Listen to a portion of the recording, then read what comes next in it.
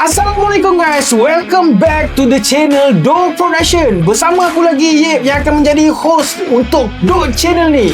Dan untuk pengetahuan korang, Do Production mensajikan konten berkaitan dengan storytelling dan based on true story guys. Dan kepada korang yang suka kan konten apa yang aku buat ni, jangan lupa follow semua social media aku dan jangan lupa subscribe channel ni dan tekan notifikasi tu. Dan apa tunggu lagi? Let's go! Let's go! Let's go! Shut up! So guys, untuk konten kali ni aku akan membawakan kisah daripada viewers aku sendiri. Bukan seorang tapi dua orang, yang di mana diorang ni guys kongsikan diorang punya pengalaman dekat aku. Dan aku dah minta pun izin untuk aku nak bawa cerita diorang ni untuk dalam konten aku, dan diorang benarkan. So guys, kita mulakan dengan cerita viewers aku yang pertama. So guys, untuk cerita yang pertama ni, aku akan letakkan nama viewers ni Abang Man, tapi bukan nama yang sebenar. So guys, cerita dia bermula macam gini. Abang Man ni dulu, dia mempunyai sebuah keluarga yang sangat bahagia, yang di mana dia ada seorang bini dan dia ada 3 orang anak. Dan kalau korang nak tahu, Abang Man ni dia punya pekerjaan dia adalah driver lori guys. Driver lori memang masyuk tu guys. Tapi guys, dia ceritakan dengan aku yang di mana kalau kau nak tahu, trip lori ni memang tak olok-olok guys. Dia punya distance tu terlampau panjang, yang di mana daripada Johor kau akan bergerak ke Perlis, dan daripada Perlis kau akan bergerak ke Johor. Dia punya trip tu memang panjang. That's why dia cakap dengan aku macam gini, 3 tahun awal dia bekerja di situ, dia okey je, boleh layan. Tapi lama kelamaan dia rasa macam lembik, yang di mana dia hampir accident. Sebab apa tahu? Disebabkan ngantuk guys. Guys, kau tahu tak, kalau kau ni as driver, tak kisahlah kau ni bawa motor ke, ataupun bawa kereta ke, ataupun bawa lori, bawa bas sekalipun, kalau kencing berak, aku rasa kau masih lagi boleh tahan. Tapi kalau ngantuk bro, engkau lelap sesaat je, kau tak tahu apa akan jadi yang dekat depan. Okey, nak dijadikan cerita, Abang Man ni seorang driver lori yang berkhidmat di sebuah company, dan time tu dia dah berkhidmat selama 5 tahun, dan yang di mana 3 tahun awal dia macam biasa je. Tapi masuk tahun yang keempat, dia mengalami masalah microslip. That's why waktu tu nak dijadikan cerita, dia dah macam-macam benda dia try. Maksudnya dia makan vitamin, dia makan gula getah, dia makan macam-macam lah yang orang kata untuk hilangkan ngantuk kan. Red Bull dia ambil, tapi guys tetap microslip dia tu datang juga guys. And then lepas daripada tu, ada kawan dia memperkenalkan syabu, iaitu batu, yang di mana waktu tu dia memang tak nak ambil pun benda tu, sebab dia dah tahu benda tu haram dan benda tu dadah. Dia tahu benda tu guys. Tapi guys, disebabkan dia nak cari rezeki untuk bini dan anak dia, yang di mana dia tak boleh settle dengan masalah microslip dia ni, dan dia terpaksa cakap dengan kawan dia yang dia nak pakai syabu ataupun batu ni sewaktu dia bekerja guys. Okey, untuk 2 tahun yang pertama dia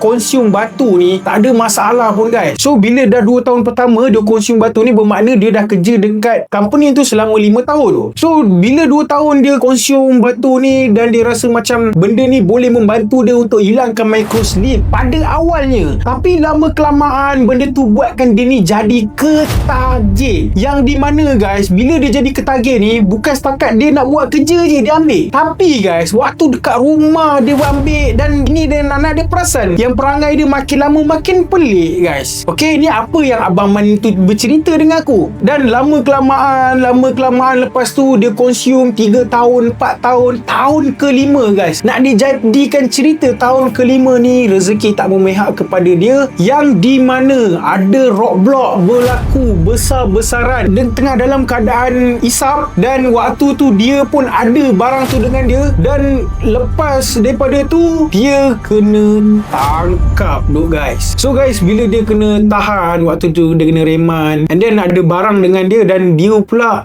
urine positif. So dia diambil guys. So waktu dia diambil tu, first kau kena reman, lepas tu kena jatuh hukum apa benda semua guys. Kau bayangkan seorang ayah dalam keluarga meninggalkan bini dan anak dia. Cuma kau fikir apa yang akan terjadi dengan keluarga dia guys. Tak ada orang yang nak sawai diorang. Tak ada orang yang nak menafkahkan diorang. Sebab apa? Member dah masuk dalam dah. Siapa yang nak cari rezeki? Guys, waktu tu bini dia pula seorang suri rumah guys. Bini dia tak bekerja dan 3 orang anak dia masih lagi bersekolah guys. Bersekolah rendah pula tu. Dan waktu tu dia cerita dengan aku, dia minta tolong kawan dia untuk tolong sementara dia reman ni, dan dia harap benda tu boleh lepas sebelum jatuh hukum. Tapi guys, bila dia minta tolong kawan dia boleh lah nak tolong dia pada awalnya. Tapi kau kena tahu guys, ini dunia bro, mana ada barang free-free man. Dan kawan dia pun tolong lah untuk kali pertama, dan untuk kali yang kedua kawan dia dah tak tolong guys. Kawan dia dah pegang family dia ni, yang di mana waktu tu Abang Man ni dah dijatuh hukum dan orang kata memang akan belayar lah kat dalam. Dan pada waktu tu dia minta tolong kawan, tolong family dia. Tapi dalam masa yang sama, apa kawan dia buat dekat bini dan anak dia ni guys?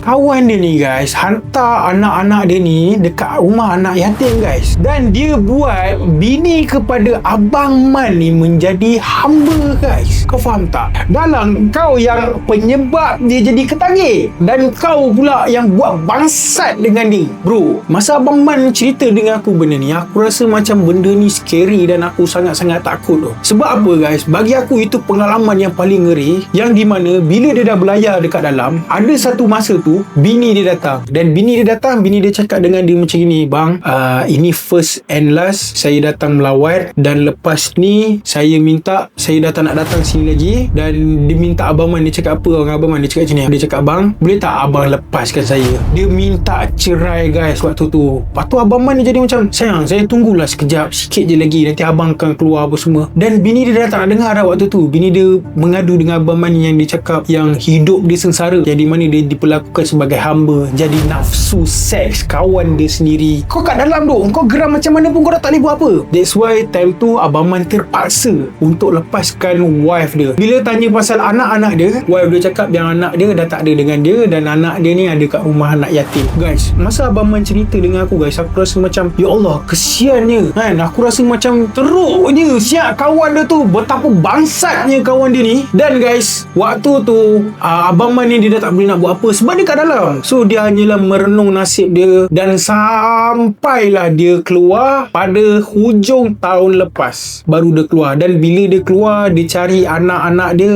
dia masih lagi tengah mencari anak dia. Sampai sekarang baru dia jumpa baru seorang. Okay, anak dia yang dia baru jumpa baru seorang. Sampai sekarang dia tak jumpa lagi ex-wife dia, dan dia tak tahu kat mana ex-wife dia pergi. Masa dia berceritakan dekat aku, kau tahu tak, aku nampak riak wajah dia, memang dia sedih gila. Sebab apa? Dia cakap dia dengan benda ni hancurkan hidup dia dengan sekelip mata je tu. Yang dulunya keluarga bahagia, sekarang dah tak ada apa.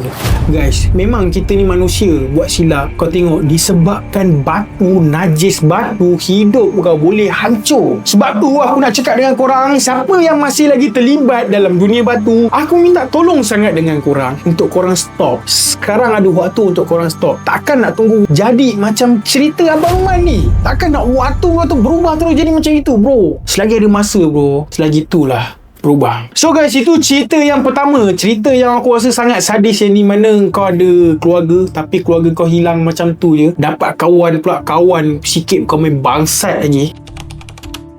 So guys, untuk cerita yang kedua ni, dia ni budak sekolah lagi, yang di mana nama dia Akil, bukan nama yang sebenar. Dia ada masalah ketagihan pedem guys. Okay, yang di mana masa dia consume pedem ni adalah seawal umur dia form 2, yang di mana 14 tahun waktu tu. Dia kenal benda tu daripada asrama. So guys, pada mulanya dia kena pedem ni. Okay, dia kena pedem ni, dia rasa untuk nak enjoy, tapi kelamaan dia tak tahu pedem tu makan dia diri dia. Dan dia ketagih pedam ni sangat-sangat ketara. Yang apa yang dia cerita dengan aku lah, yang dah sampai satu masa yang di mana dia ni kejap-kejap lupa benda yang baru je berlaku.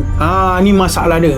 Lepas tu sampai satu masa yang di mana, kau tahu tak, dia ni punya halusinasi dah sangat-sangat teruk. Sampai satu malam ni halusinasi dia sangat-sangat pelik, yang di mana suatu tu dia rasa dia takut sangat. Dia rasa macam ramai orang tengah cari dia, dan dia pergi kat tingkat atas sekali, dan ada bisikan-bisikan yang kat telinga dia ni, dia cakap, "Weh, terjun lah." Dan akhirnya guys, daripada tingkat 3 ataupun tingkat 4 time tu lah cerita dia kan, aku lupa, tingkat 3 ataupun tingkat 4 guys, dia tak tahan dengan bisikan dia tu, dan dia terjun guys. Dan akhirnya guys, kaki patah dan tangan patah guys. Alhamdulillah tak meninggal guys. Dan semenjak daripada tu dia recovery sangat-sangat panjang, dan akhirnya dia berhenti dan dia rasa sangat-sangat menyesal. Kau faham tak guys? Pedam ni dia boleh buatkan kau ni buat tindakan di luar jangkaan kau guys. Benda ni sangat-sangat teruk tu. That's why kepada korang yang mana dekat luar sana yang masih lagi terlibat dengan pedam, tolonglah berhenti tu. Tolong sangat berhenti guys, sebab benda ni memang bahaya. So guys, moral of the story daripada dua viewers yang berceritakan dekat aku ni guys, yang pertama, kau kena tahu dadah ni memang binasa. Dia tak pernah bagi kehidupan bahagia pun untuk kau, tak pernah langsung guys. Dan yang kedua, moral of the story dia apa? Sekali kau cuba, kau merana seumur hidup guys. That's why korang kalau yang tengah terlanjur dengan benda ni, korang masih muda. Kalau korang masih muda, korang berhentilah. Jangan umur 30 pun kau tak berhenti lagi. Memang sampai ketua lah kau tagih barang terlarang ni guys. So guys, itu je lah konten aku untuk kali ni. Dan kalau korang suka konten-konten aku ni, jangan lupa untuk korang follow semua social media aku. Dan jangan lupa subscribe Dok channel ni guys. Okay, tekan notifikasi, tekan lonceng tu guys. Okay, so untuk konten selepas ni apa? Kalau ada orang yang nak menceritakan lagi diorang punya kisah, aku dengan lapang dada terima guys. So guys, terima kasih untuk korang yang tengok. Assalamualaikum.